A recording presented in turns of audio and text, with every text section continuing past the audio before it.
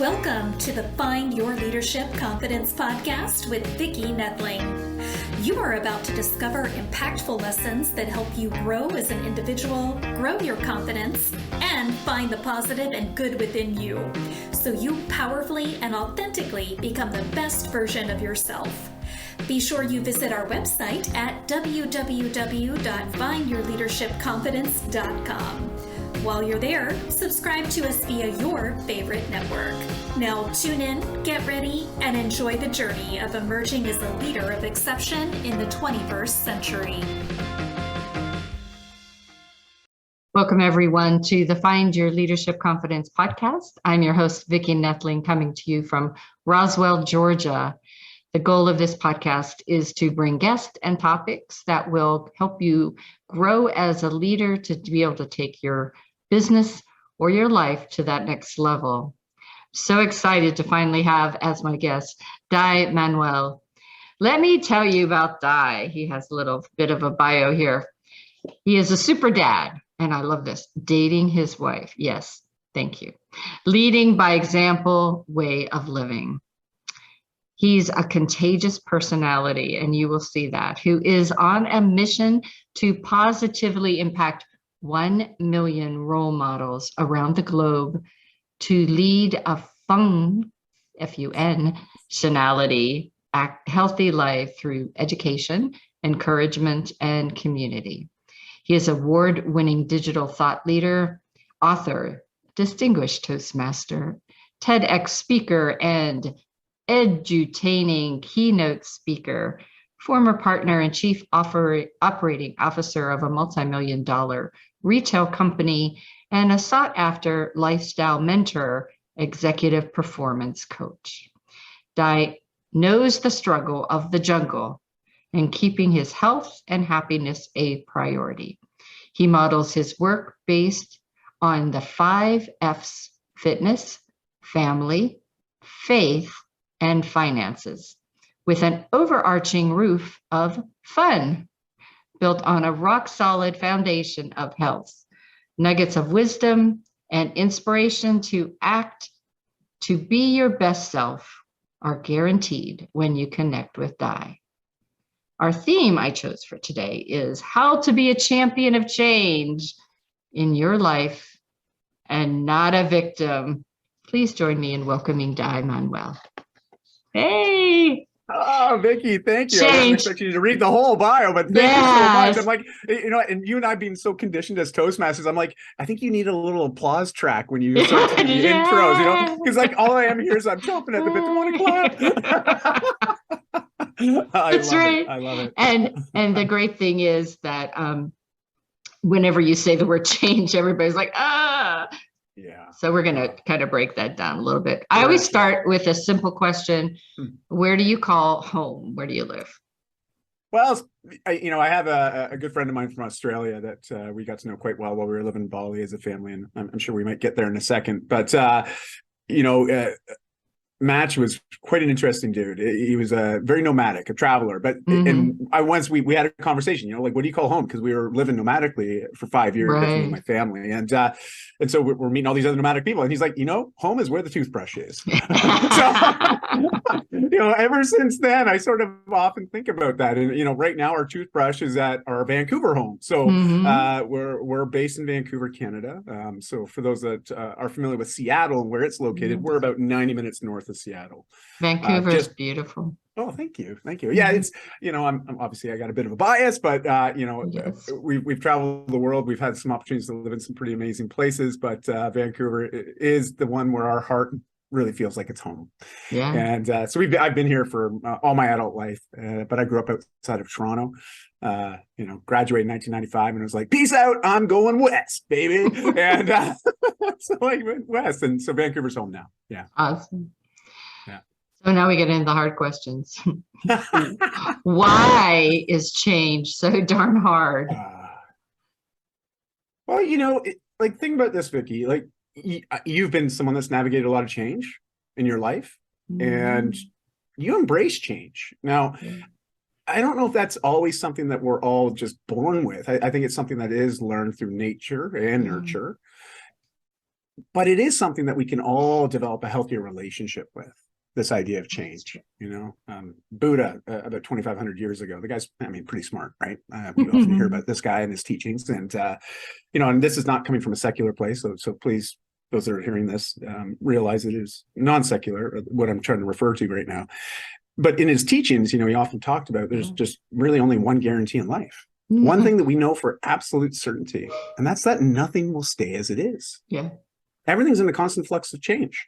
And what's really funny is in the last 100 years, science has said, hey, we proved it. It's true. So it's kind of funny, when you think about this and just the last 2,500 years and human species evolving to where it is today. And it's involved a lot of change. Yeah, and, for sure. Darwin says it's the survival of the fittest. Well, in a way, yeah. In the animal kingdom, we've seen it over and over, and even in our kingdom. My climate change friends, they're like, yeah, human beings are too resilient. We've done a pretty good job at overpopulating this planet and maybe not tending to it as well as we could.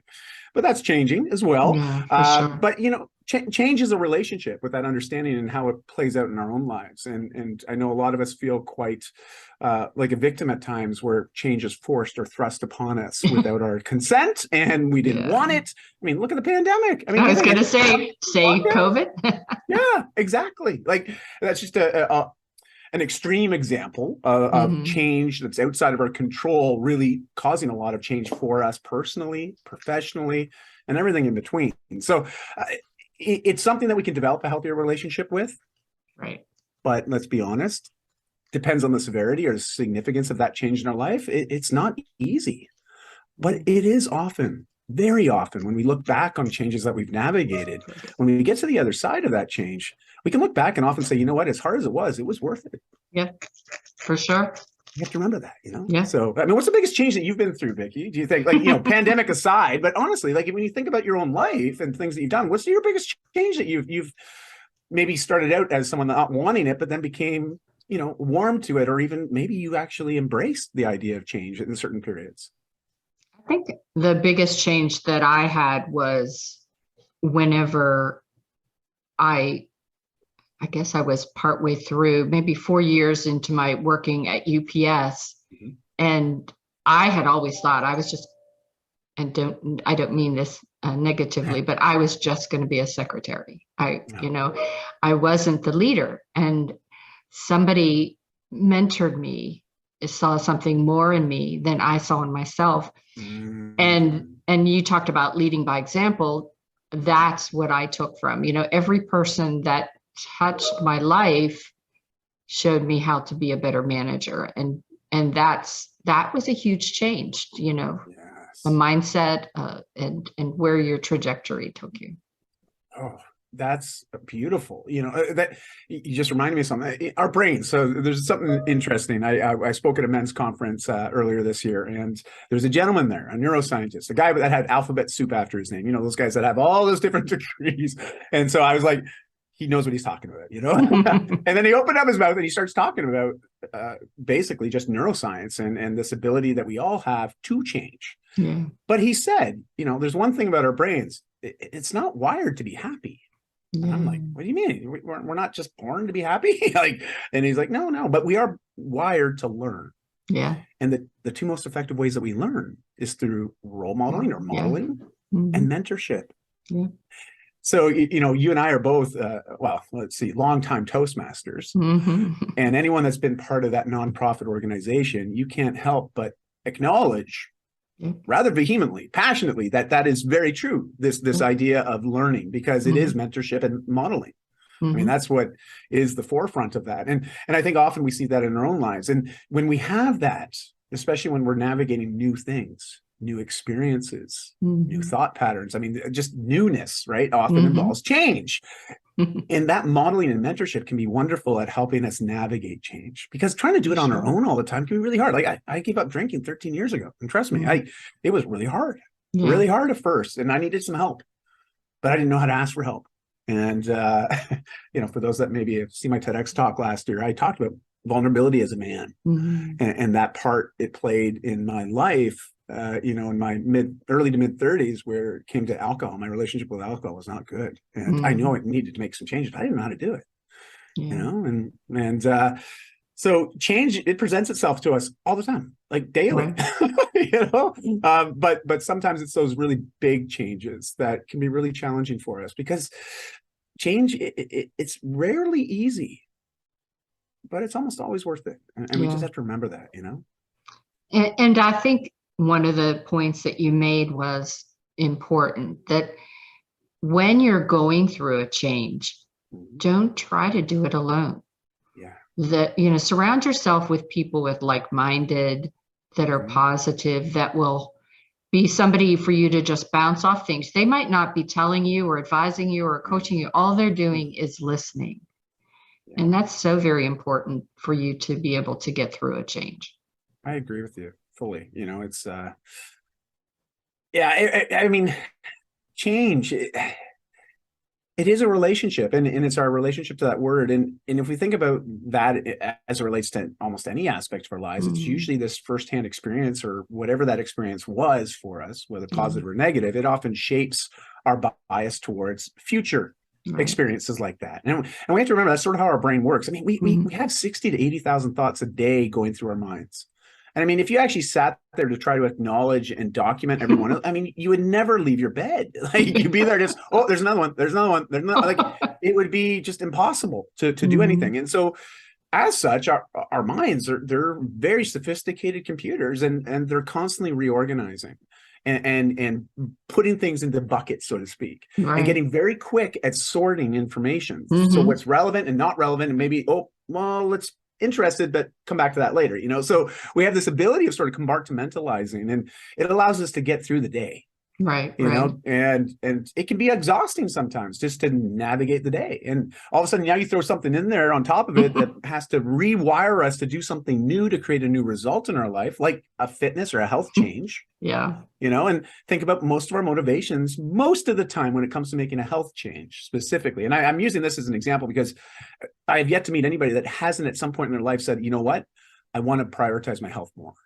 Like I don't know anybody. I've yet to meet a single person that's ever told me they've never thought that, so I know it's something that's relevant to all of us, and we can connect on. And, but health changes can be hard, because if we've been living a life a certain way for so long, and all of a sudden we're like, no, I got to make some changes. And to be fair, some of those changes are very fear-based. Like I've been in the health and wellness industry for 28 years, and I'll tell you, the amount of people I've had come my way looking for help and support, but being there because they said, I just came for my yearly physical, and my doctor said, if I don't get some help right now, I'm going to die. Now it's fear, and fear can be a great motivation as something to run away from, or to give us the fear or that push to go run towards something new, and that's the way I like to look at it. It's something that's behind us, pushing us to make a change, but it's a positive change that we know is going to make life better. But we have to trust that's the process. We have to embrace it. And if we have someone to be around, or a community of people that we belong to that helps us navigate that change, because trust me, there's going to be days where you fall.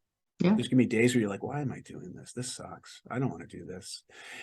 We all have those days. But when we have that community of like-minded individuals navigating something similar, the level of empathy and connection and camaraderie and support is just there. It's present. So they might be a few steps ahead. They'll turn around and say, oh, you just tripped. I tripped there too last week. Now, when I help you back up, so they'll help you up, dust off your bum, give you a little pat, and be like, okay, on your way, let's keep going. And by the way, okay, I know I'm just down the road here around the corner, but these next few steps, just watch yourself. There's a couple doozies here, it's this collective knowledge that can also be shared in these communities. And, Toastmasters is a prime example of this. You think about, like, I've dealt with social anxiety most of my life, and depression and other mental health challenges. That's just, growing up as a morbidly obese teenager set me down a path of low self-esteem and withdrawal, and just, I don't need to go into all the cliches or the stigmas, but I was living that. That was just my life, and I remember coming to Toastmasters for the very first time, and gosh, them asking me to go up and just, how they do the little icebreaker, and, oh my goodness, it was so hard.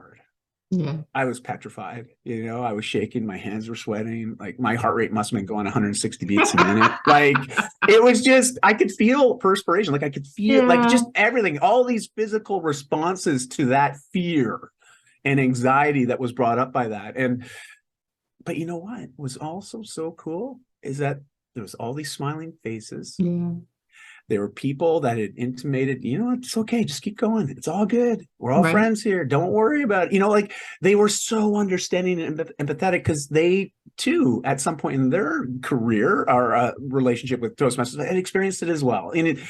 And that made it okay. And it also made it easy for me to say, yeah, I'm going to come back. I'm going to try this again, and I just kept showing up. Right. And soon enough, a lot of the symptoms just went away. And I'm still, every time I get up on stage, I still get some of those, responses, but I've learned to channel them in a very positive way that actually allows me to connect with people even more so, and so again, change, right? That relationship to change. And because I'm sure you have a similar story. Like what brought you to Toastmasters actually? Because I'm very interested. Like what was the motivation that got you started going to Toastmasters? So as I said earlier, I was kind of voluntold that I was going to become a supervisor. And so now all of a sudden I had to be able to coach and counsel and present and all those things that I wasn't used to doing, being an introvert. Right. So I actually started the corporate Toastmasters at UPS. No way. Because I thought I'm not going to do this alone. Yeah. And so now 26 years later, they're thriving. But it was great because I thought, well, heck, if I'm starting this, I have to lead by example. So anytime that there was not two speakers, or if there wasn't a speaker, I got up and did a impromptu 5-minute speech. And that just propelled you to get better and better and better, and not use excuses. And so that's kind of, where I went from. I love that, Vicki. And congratulations too on just stepping up, but moving forward, I think it's a wonderful example of you just sharing that, because when I think back on what you just shared, it's you indirectly spoke to one thing that's really important in change, especially if we're looking for support and change, and that's accountability. Yeah. Not only accountability to itself, but accountability to others. Yeah. So it's similar to what you've done here, a strategy, which I encourage a lot of people to do at times, is if they can't find a community to plug into, make one. Make one, and don't let that be the gap between you achieving some of the change that you want. Like just start creating, because it is a completely different level of accountability. Completely, because now you're not only responsible for yourself, but there's a group of people that are going to show up. I got to be there. And I think it's wonderful. Like what a great strategy, and that's awesome. And carried forward for this podcast too. My goal whenever I got into business was, okay, who can help me? And then I thought, well, gosh, there's a lot of people out there, especially being that I started during COVID. There's a lot of people have no idea how to navigate this. So if I could bring people on like yourself that can be someone to be a sounding board, or someone to be a guide to navigate this and on that journey. I talk about the journey all the time, but I love that hero's journey reference, because that's exactly it. We feel called to change, called to adventure, as Joseph Campbell says. And but a lot of us, I shouldn't say a lot of us, but it's fairly common to ignore the calling. Right. I did for years. My wife wanted to go traveling. She wanted us to live a different lifestyle. She communicated that when we first met in our 20s. She was like very, very adamant that I want to have a traveling family. I want us to experience different cultures as a family. And I was like, oh, okay, well, I'm starting a career here. I'm starting a company right now. I don't really see how this is going to be part of it, but I wanted to be able to honor that one day, but I never actually thought it would come. It's like one of those things where you make that sort of, thinking in my mind, never gonna happen, and then and fast forward a lot of years, 17 years to be precise, a lot of changes had happened in me, in my life, and health as well got challenged by a chronic autoimmune disease I was diagnosed with a decade ago. Wow. And when you get diagnosed with something that's chronic and something that you can't get rid of, and something that can be quite serious. And for me, it's my I have autoimmune neutropenia. It means I have no neutrophils. So everybody's clear on this. Your bone marrow if it's healthy, cranks out a lot of this good stuff. Okay, it's part of your defense system, and these neutrophils neutralize bacteria, but more importantly, viral infections. So you can imagine these last few years, because I had zero neutrophils, and my hematologist, during the lockdown, she's like, "Hey, don't worry, just live in a bubble for the next couple of years." Okay. I'm like, no problem, no worries. I can't do burpees in a bubble. Like what? And so. But I'm very fortunate because many years ago when I was diagnosed with that, obviously I started thinking about my future, thinking about my kids, my family, some of the things that I used to always say I wanted to do, but hadn't done yet. And you start to realize time is very finite. Yeah. Right. And that put me in motion for a lot of big changes. And they weren't easy. Some of them were fun. Some were really damn hard, know, for sure. But at the end of the day, it's what got me to where I am right now, and we have to remember that. Like we just turn around for a second to acknowledge the steps that we've walked, right? And because there's so much to learn, and it's taken that time to reflect and introspect and actually say, okay, what are the highlights of this journey so far? Who have I met? Who have I now been able to potentially impact and support in the same similar change later? And these are things that you're doing, and hence you're drawn to creating this podcast and this platform and your new business. Like I commend you, Vicki, because also you're seeing something that's a huge need. Yeah, for sure. It's a huge need. And so I just thank you for this opportunity to connect with you today and also be on this platform. I'm very honored for this. So thank you. So you have to come back again because we haven't even touched on the surface here, and the time has flown by. But I do want to do a couple rapid fire questions before we share your contact information. Let's do it. So roof of fun. Yeah. Talk to me about that. Well, I won't talk so much about the walls again, because those are represented by us. But if you just imagine that your life is a home and you are the architect for the home that you want to build, or AKA your life.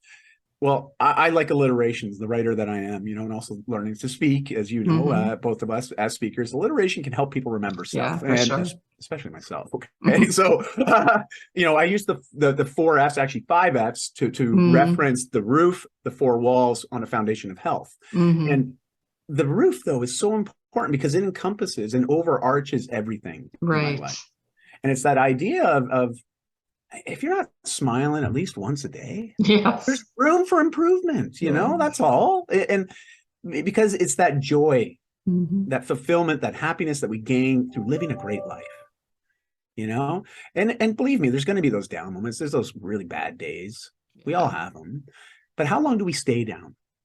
How quickly do we get back up? How quickly do we say, okay, that happened, I'm moving on?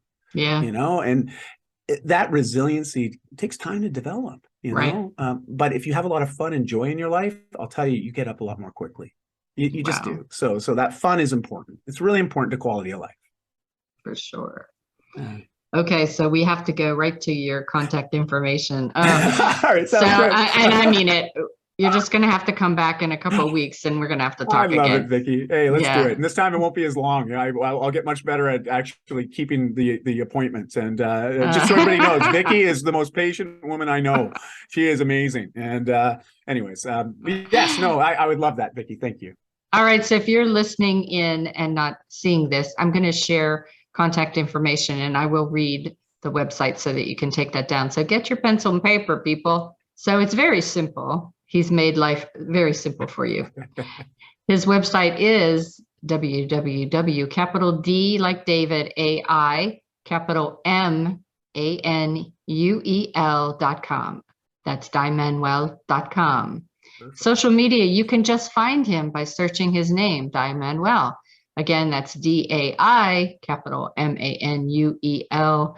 Actually, in all of his, it's all one word smashed together. So DAIMANUEL.